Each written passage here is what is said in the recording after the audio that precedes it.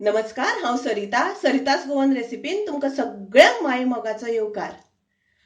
तर आज करता फ्रूट सलाड कस्टर्ड पावडर वापरिनासतना।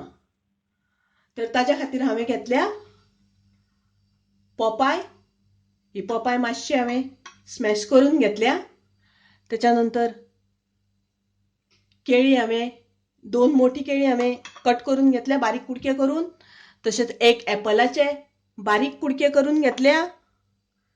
एक डाळिंब ताजे दाणे काढून घेतल्या। एक मोसंबीचो ज्यूस काढून घेतला, मोसंबीचो रस आणि थोडे हांगासर हांवें ड्राय फ्रुट्स घेतल्या, काजू आणि किसमिस। तशेंच हांवें 2 चमचे साखर घेतल्या। आता हांवें हांगासर बाउल घेतला आणि त्या बाउलान सगळी फ्रूट कट केल्या ती घालपाक जाय। सगळ्यान पयलीं हांव पोपाय घालता।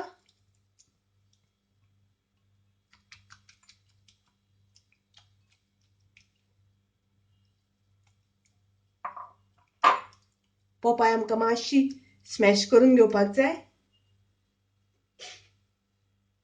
त्याच्यानंतर केळी, ॲपल, डाळिंबाचे दाणे,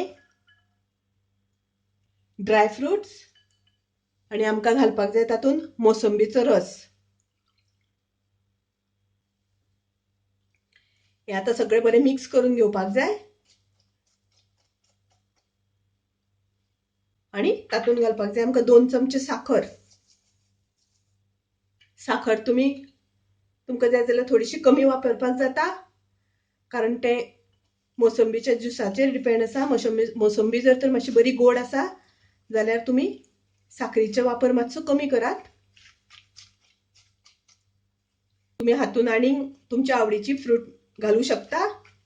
मोसंबीचो ज्यूस, पोपाय सगळे मिक्स जाता आणि खूप टेस्टी लागता, खूप रुचीक लागता अशें फ्रूट सलाद। हाजेर तुमी आईस्क्रीम घालून बी खावपाक जाता, खूप रुचीक लागतात।